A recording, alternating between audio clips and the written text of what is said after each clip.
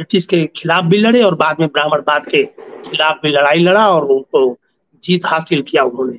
ये उनके बारे में, और यही नहीं, आपको बता दूं 82 साल की उम्र में ये मुझे पता चला कि झिझक रेलवे स्टेशन जिस रूम में रहते थे, अंतिम सांस वहां लिया कोई परिवार का वहां नहीं था। कि जब वो कभी निकलते थे तो एक झोला रखते थे और झोले में मालूम है एक कुल्हाड़ी रखते थे। कुल्हाड़ी उसका जो बेत होता था लंबा होता, लेकिन वो एक हाथ की कुल्हाड़ी का झोले में छिपा लेते थे।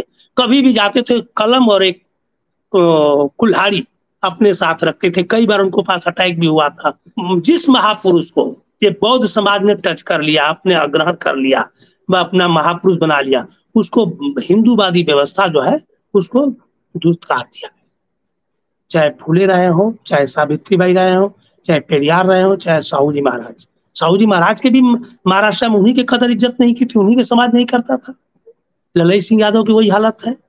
जो बौद्ध धर्म की तरफ गया, जो बौद्ध धर्म स्वीकार किया, चाहे बौद्ध धर्म के नजदीक या बौद्ध धर्म में उसको अपना लिया, हिंदू समाज का ब्राह्मणवादी व्यवस्था जो है उसको अछूत और तिरस्कृत किया है। ये यादव से पूछता हूँ कई बार कि भाई आप लोग क्यों, तो उनका जानते क्या कहना है, अरे अब यादव कहाँ रह गया, वो तो बौद्ध धर्म ग्रहण कर लिया है। हाँ, बौद्ध धर्म तो बौद्ध हो गया।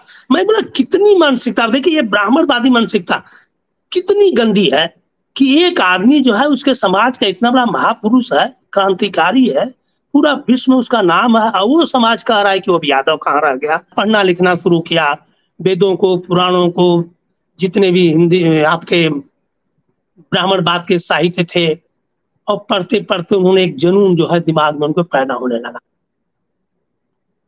तो जुनून पैदा, इसके बाद बता दूं सबसे बड़ा दुर्भाग्य यह है उनका कि सिर्फ जो है 28 साल की उम्र में उनकी वाइफ चली गई। सिर्फ 28 साल के थे, सोचिए। और 35 साल होते होते एक ही उनके पास धरोहर थे जिसको कि वंश का थे, एक लड़की थी 11 साल, शकुंतला, वो भी उनके हाथ से निकल गई। इसके बाद भी आदमी टूटा नहीं।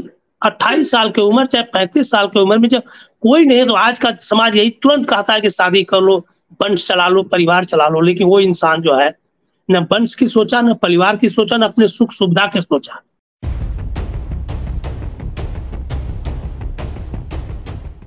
जयंती विशेष दोस्तों, रतनलाल बोल रहा हूं और आप देख रहे हैं अम्बेडकरनामा। कौन है उत्तर भारत के पेरियार? पेरियार ललई सिंह यादव।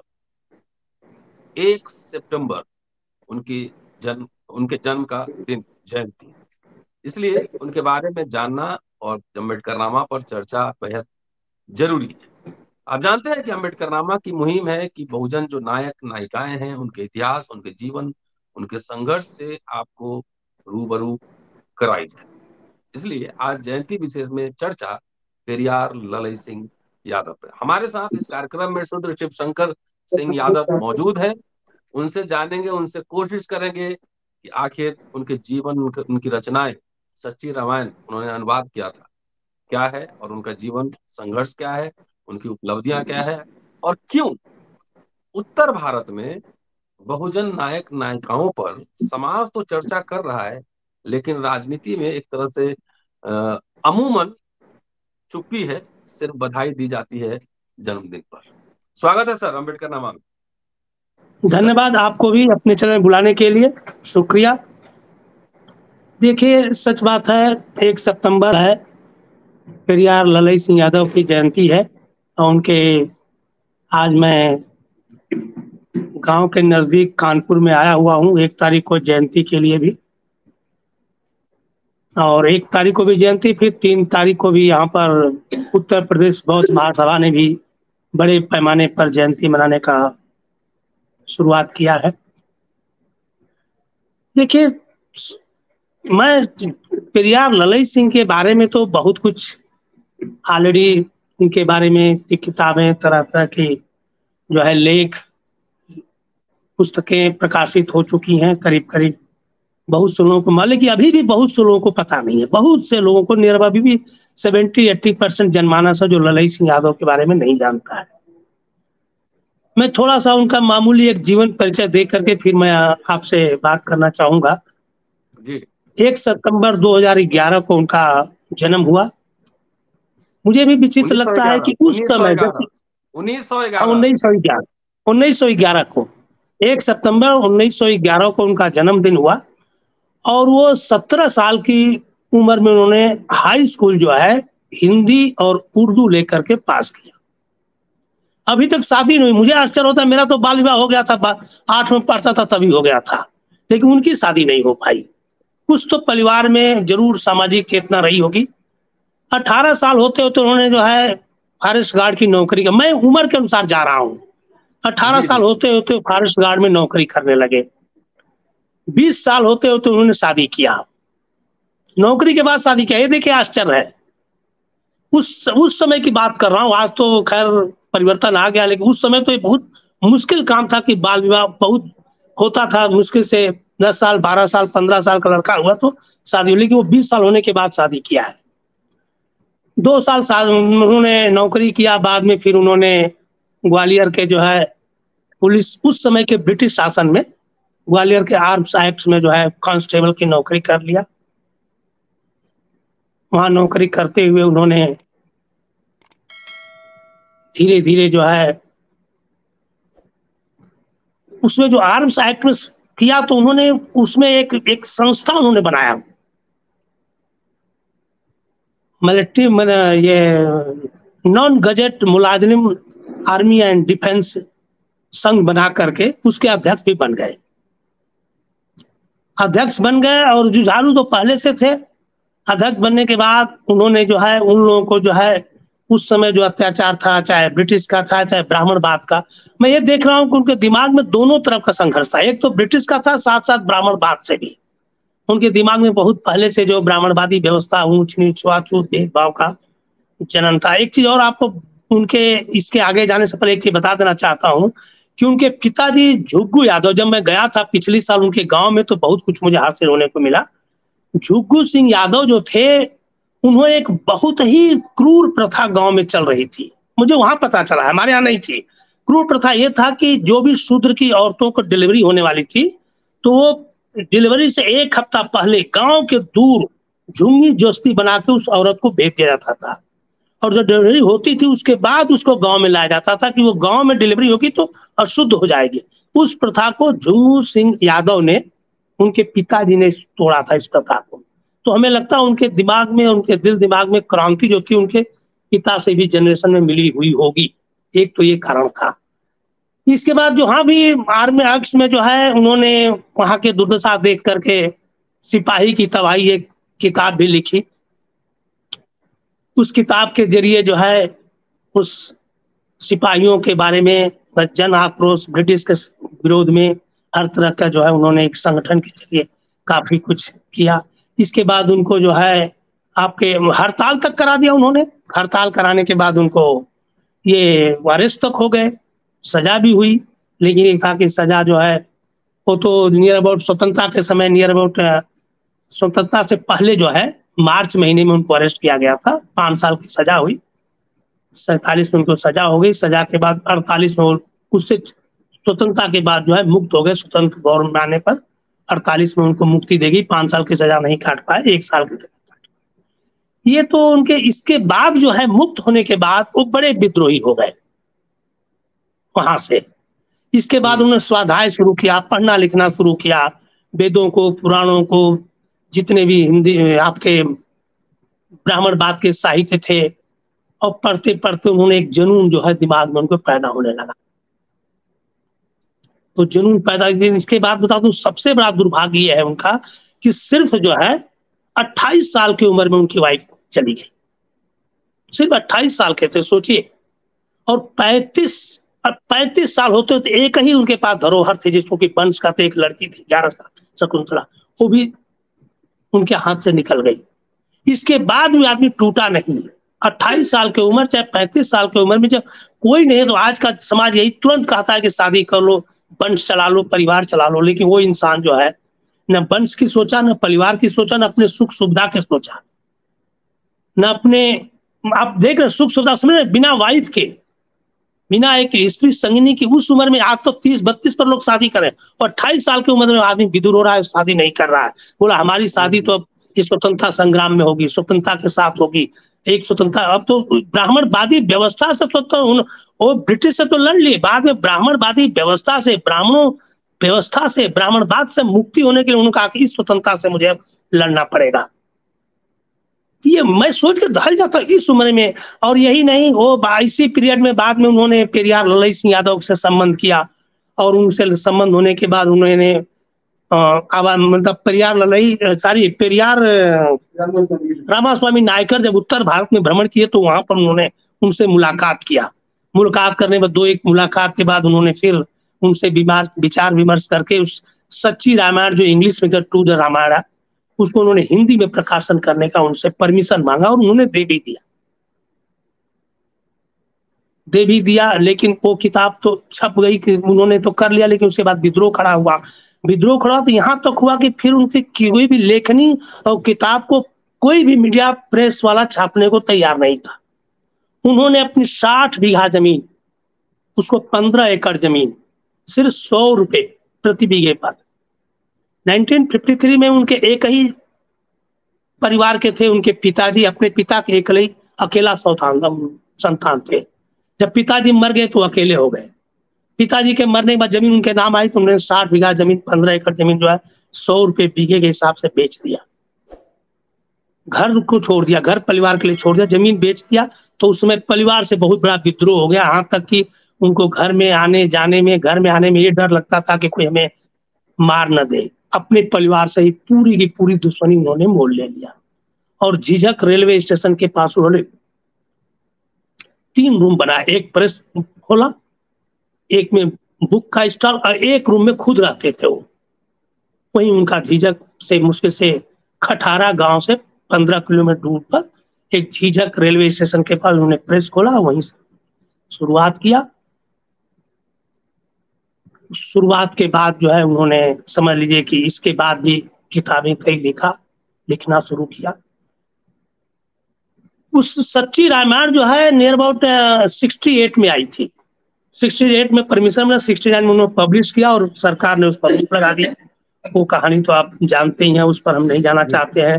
कि लोअर कोर्ट में उन्होंने संघर्ष किया, हाई कोर्ट तक सरकार के उसके खिलाफ वो जीत हासिल किया, फिर सुप्रीम कोर्ट में उस किताब को जीत करके लाए। और यहाँ तक बता दूं कि मरते समय तक वो एक किताब उन्होंने लिखा था लास्ट में, उस किताब को भी सरकार जो है कोर्ट के माध्यम से बैन करने की कोशिश किया, और उनकी डेथ हो गया, लेकिन उनका कोर्ट कचहरी खत्म नहीं हुआ। मरते समय तक वो कोर्ट कचहरी चलाते रह गए, वो उस किताब को परमिशन नहीं मिली।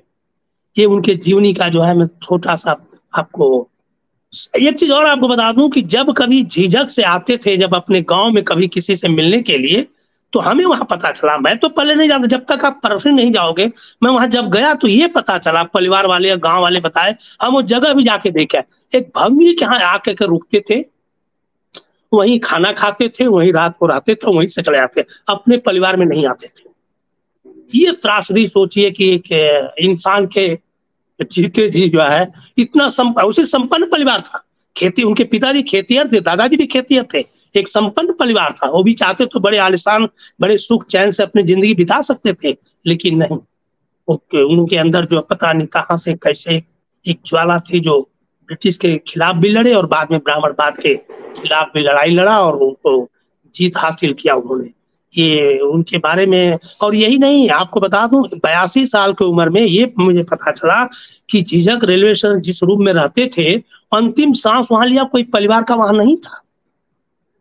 और पूरी प्रॉपर्टी उन्होंने एक अर्जक संघ को, अब तो अर्जक संघ को कोई पूछते बताता नहीं है, लेकिन उनके लड़के और पोते से पूछा, मैं तो बराबर रात को वहां रह गया था ना, रात को रह करके पूरा सब डिटेल बच्चों से पूछा तो उन्होंने बताया नहीं। अर्जक संघ के जाते थे, अर्जक संघ को चिट्ठी लिखते थे, और वो अपनी पूरी प्रॉपर्टी मरने से पहले अर्जक संघ को पूरा प्रेस और जो कि था एक अशोक पुस्तकालय और अर्जक संघ को उनको उन्होंने दे दिया था। घर वालों से किसी से कोई संबंध नहीं था। लेकिन पता नहीं क्या वहां के बाद मैं ये देखा कि जब उन्होंने पूरी विरासत अर्जक संघ को दिया, तो अर्जक संघ ने पता नहीं क्यों इस चीज को नहीं यहाँ से बढ़ाया। यहाँ जो अर्जक संघ एकदम शून्य पर चला गया है। और एक चीज और हमको पता चला वहां की, जब वो कभी निकलते थे तो एक झोला रखते थे, और झोले में मालूम है कुल्हाड़ी रखते थे। कुल्हाड़ी उसका जो बेत होता था लंबा होता, लेकिन वो एक हाथ की कुल्हाड़ी का झोले में छिपा लेते थे। कभी भी जाते थे कलम और एक कुल्हाड़ी अपने साथ रखते थे। कई बार उनको पास अटैक भी हुआ था, कई बार लोग मारने की धमकी दिए थे, लेकिन इसके बावजूद भी आदमी संघर्ष करते रहा और लास्ट तक संघर्षशील रहा, मरते समय तक केस मुकदमा लड़ता रहा। उनका कहना था, एक पैर मेरा जेल में है, एक पैर मेरा रेलवे स्टेशन पर। साइकिल से चलते थे, पीछे जो है अपने पुस्तकालय की पुस्तकें बांट लेते थे और साइकिल चलाते हुए निकल जाते थे। साइकिल स्टेशन पर रखते थे, ट्रेन से घूमते थे, फिर साइकिल लेके आते थे। इस जीवनी का महत्व उनके जाने के, उनके गांव में जाने के बाद ये सब मुझे डिटेल जानकारी मिली, जो किताबों में नहीं मिलती थी। जी ये छोटा सा परिचय है। जी, बताएं उनके और एक्टिविटीज के बारे में, उनके दोस्तों के बारे में। और एक सवाल तो ये है कि समाज तो हाँ, चर्चा करता है, हम लोग भी करते हैं, लेकिन जिस तरीके से उस विरासत को राजनीतिक वर्ग द्वारा बढ़ाया जाना चाहिए, वो क्यों नहीं हो पा रहा हाँ, ये बात आपने बहुत सही कहा है। देखिए, मुझे भी बड़ा तकलीफ हुई है। मुझे भी मैं ये एक तो मुझे भी जो है 93 में उसका डेथ हो रहा है। हाँ, है? 93 में हो रहा है। समझिए इसके पहले जो है आपके बड़े-बड़े हमारे ओबीसी लोगों की भी गवर्नमेंट आई, सबकी गवर्नमेंट आई। किसी ने उस पर ध्यान नहीं दिया। यहाँ तक कि हम बम्बई में रहते हैं, बम्बई में कम से कम 10-12 यादव समाज की रजिस्टर्ड संस्थाएँ भी हैं। उन लोगों ने भी आज तक जो है किसी ने भी ललई सिंह यादव की जयंती या ललई सिंह यादव के बारे में जानकारी करी। और मुझे भी ज़्यादा जानकारी नहीं थी बम्बई में रहने के कारण। मुझे तो ये जब मान्यवर कांसी राम साहब 82 में जुड़ गया और उस दोनों जब सच्ची रामायण पढ़ा जब, तब जाके मुझे ललई सिंह यादव के बारे में जानकारी हुई। और उस जानकारी के बाद मेरे भी उनसे एक मतलब मुझे भी एक बहुत बड़ी प्रेरणा उनसे मिली है। सच के तो उनकी जीवनी पढ़ करके मैं भी काफ़ी प्रेरित हुआ। हो सकता है कि उन्हीं के प्रेरणा से मैं भी आज जो है इस उम्र में तन मन धन से लगा हुआ, और मैं चाहता हूँ कि हम भी जो ललई सिंह यादव को जो ब्राह्मणवाद के जो उन्होंने एक युद्ध छेड़ दिया था, उसको मैं भी कम से कम कहीं न कहीं किसी न किसी लादिक पर रास्ते पर ला दूँ। ये बात देखिए, मैंने यादों से पूछता हूँ कई बार कि भाई आप लोग क्यों? तो उनका जानते क्या कहना है? अरे अब यादव कहाँ रह गया? वो तो अच्छा। बौद्ध धर्म ग्रहण कर लिया है। हाँ, बौद्ध धर्म ग्रहण तो बौद्ध हो गया। मैं बोला कितनी मानसिकता, देखिए ये ब्राह्मणवादी मानसिकता कितनी गंदी है कि एक आदमी जो है उसके समाज का इतना बड़ा महापुरुष है, क्रांतिकारी है, पूरा विश्व में उसका नाम है, और वो समाज कह रहा है कि वो यादव कहाँ रह गया। मतलब इतनी छोटी, इतनी नीच मानसिकता। मैं कह रहा हूँ कि हम सिर्फ ब्राह्मणों को दोष देते हैं, ब्राह्मणों को गाली देते हैं। ये हम जब अपने आप में आकलन करते हैं, मुझे बड़ा विचित्र लगता है कि हम लोग क्या है, हम कितने गिरे हुए हैं, हम लोग क्या कर रहे हैं। इवन अखिलेश की भी गवर्नमेंट कई बार बनी है, इवन तेजस्वी यहाँ पर आपके बिहार में गवर्नमेंट बनी है, लेकिन किसी ने कुछ भी ध्यान नहीं दिया। ये तो दुर्भाग्य है। आप तो लिखते तो हैं बहुत बड़ा शूद्र अपना दुर्भाग्य है नाम ना कि त्यागे। हमारे ही देश के, हमारे ही समाज के, अभी हमारे ही लोग, हमारे ही समाज के, तो कांसीराम की देन है कि ललई सिंह यादव को जो है ये राजनीतिक क्षेत्र में और समाज में ला करके बता दिया, लोग उनकी किताबें पढ़ना शुरू कर दिए। नहीं तो किसी भी कोने में पड़ी रह जाती किताबें, सब कोई जानता ही नहीं, कोई प्रचार ही नहीं होता, और वो एक महापुरुष लुप्त हो जाता समाज से। तो ये कांसीराम की देन है। देखिए एक चीज और मैं वहां देखा, उस परिवार में मैं कुंठा देखा, उसका भी बात करना जरूरी है। उस हम्म। परिवार को कुंठा देखा, वो लोग अफसोस कर रहे थे कि हम लोगों ने गलत किया है। तो उन लोगों को समझाया, मैं परिवार को समझाया कि देखिए आपने गलत नहीं किया है। तो 3 चीजें आपको बता दूं, आपने गलत नहीं किया है, ये व्यवस्था का दोष था। हमने बोला आप इस कुंठा को अब निकालिए। अब इस कुंठा को मत अपने दिमाग में रखिए कि हमने ललई सिंह यादव के साथ अपमानजनक जो है व्यवहार किया था, उसको निकाल फेंके। कि मैं उनको समझाया कि देखिए आप ये मत सोचिए, इवन फूले साहब को तो उनके बाप ने घर से निकाल दिया था। आप लोग तो नहीं निकाल, तो खुद निकल के चले गए, लेकिन फूले साहब को तो उनके बाप ने ही घर से निकाल दिया था, वो अपनी वाइफ को लेकर घर छोड़ दिए थे। तो ये व्यवस्था के खिलाफ जो भी संघर्ष किया है, ब्राह्मणवादी व्यवस्था के खिलाफ, वो समाज जो है उसको पुरस्कृत कर देता है, पुरस्कृत कर देता है।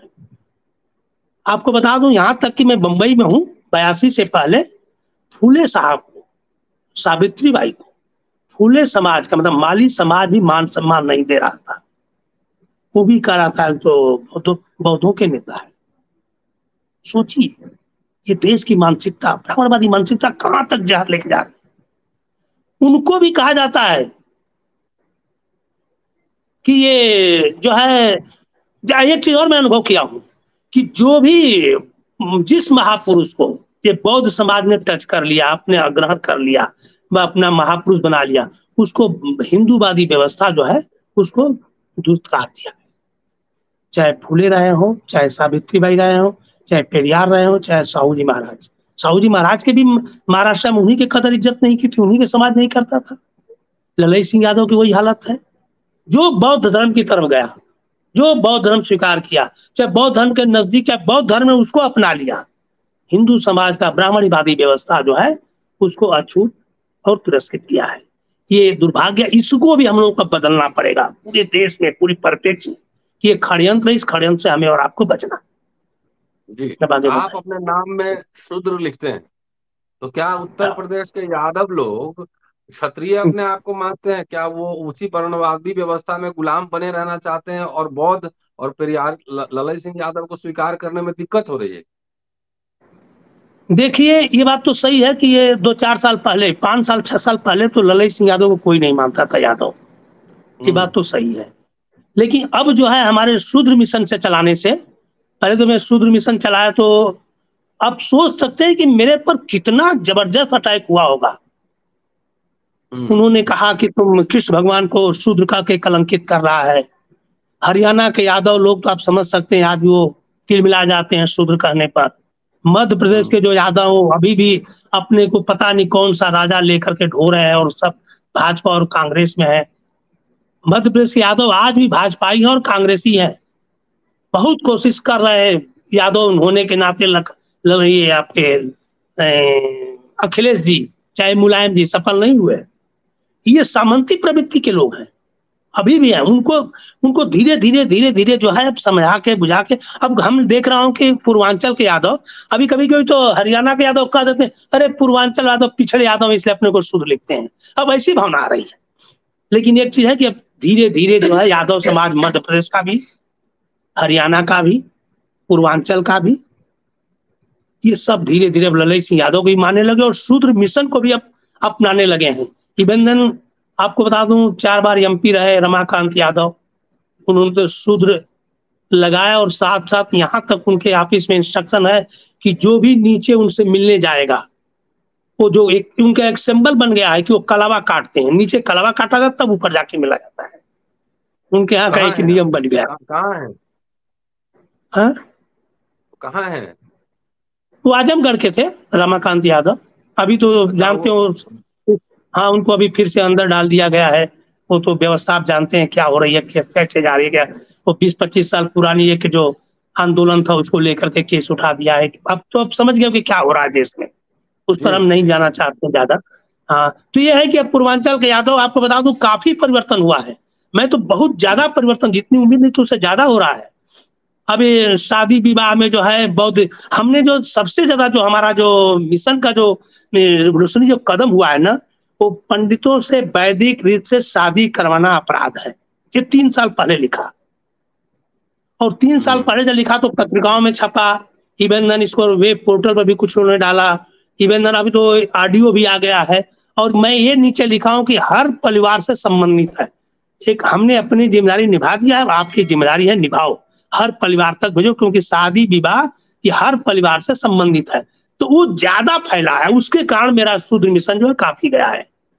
शादी कर लिखा है आपके रामचरितमानस पर, गीता पर, मैंने कोई ऐसा टॉपिक में एक ऐसा समय था कि किस पर लिखूं, सोच सोच करके कि इस पर नहीं लिखा, इस पर नहीं लिखा, इस देवी पर, देवता पर, संस्कारिक व्यवहार त्योहार पर, सब पर ढूंढ के रिसर्च कर करके लेख लिखा।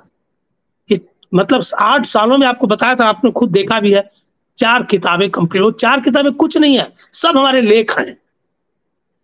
अब इसके बाद भी समाज नहीं जाग रहा है तो कभी कभी मुझे हताशा भी होती है।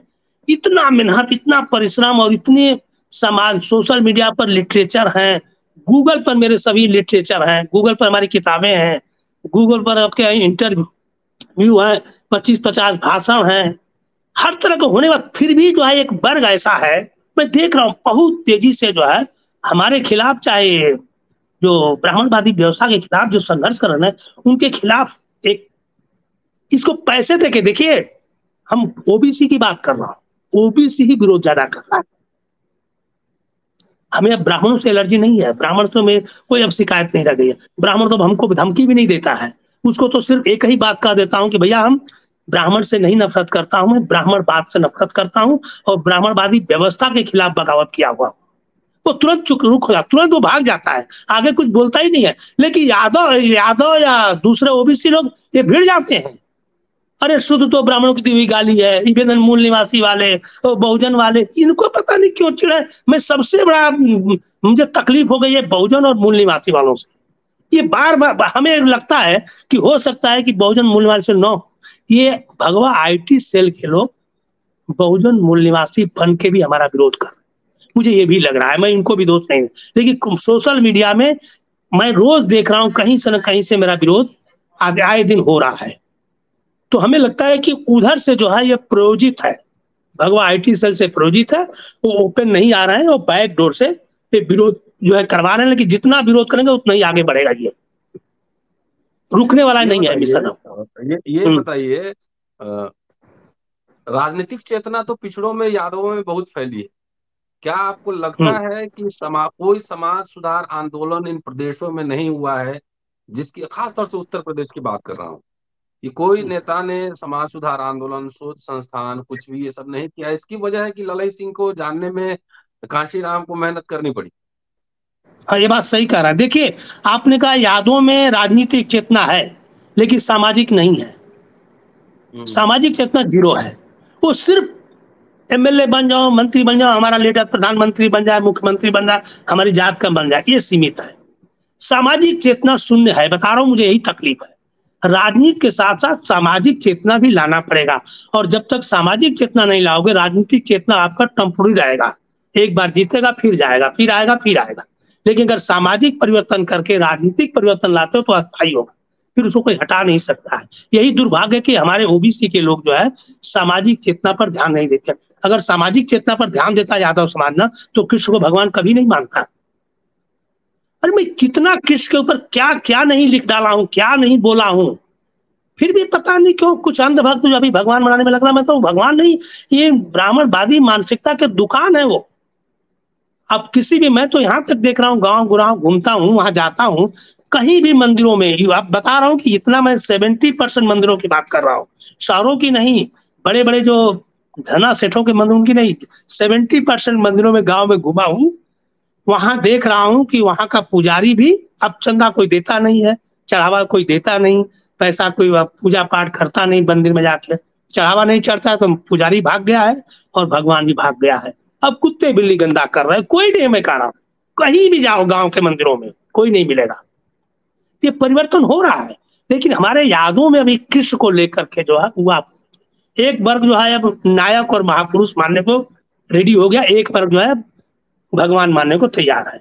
और भगवान की कल्पना को ही हम खत्म कर देंगे। जब भगवान की कल्पना को ही हम अपने मानसिकता से निकाल देंगे, भगवान है ही नहीं ना, तब यादव भी अपने आप रास्ते पर आ जाएगा। हम उसी लिए ज्यादा हम कृष्ण पर अटैक नहीं करते, ज्यादा हम देवी देवता भगवानों पर अटैक करते। हमने यही कहना है कि जो देवी देवता भगवान, चाहे कृष्ण भी भगवान थे, अगर इंसान के छूने से अपवित्र हो रहे हैं तो भगवान नहीं हो सकते। कैसे भगवान हो सकता है कि भगवान जो है इंसान में छुआछूत भेदभाव देख और उसके छूने से वो अपवित्र हो रहा है? भगवान हो ही नहीं सकता है। तो मैं इस धारा को लेके जहां भी होता है, भाषण होता है, मीटिंग होता है, लेख होता है, इस चीज को बार-बार दोहराता हूँ। चलिए एक हाँ, बोलिए आगे। आखिरी हाँ। सवाल। जब युवा थे ललई सिंह यादव, उन्होंने ब्रिटिश हुँ, साम्राज्यवाद भी देखा और रूसी हुँ, क्रांति भी देखा। उन्होंने 1917 की क्रांति रूसी देखा। क्रांति, हाँ। उनके विचारों में, उनके लेखन में रूसी साम्यवाद का प्रभाव ही दिखता है क्या?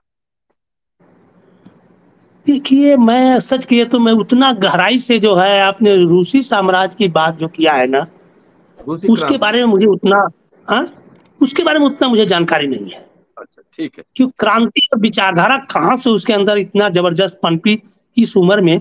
हमें तो लगता है कुछ तो वो छुआछूत भेदभाव जो गांव से हुआ था, शुरुआत में खैर वो तो गांव से ही विद्रोह हुआ है, उनके पिताजी भी थे और बाद में जो है वो पेरियार से प्रभावित हुए हैं, पेरियार से भी तो काफी प्रभावित हुए हैं। यादव समाज में समाज सुधार आंदोलन की जरूरत है, ऐसा आपको लगता है?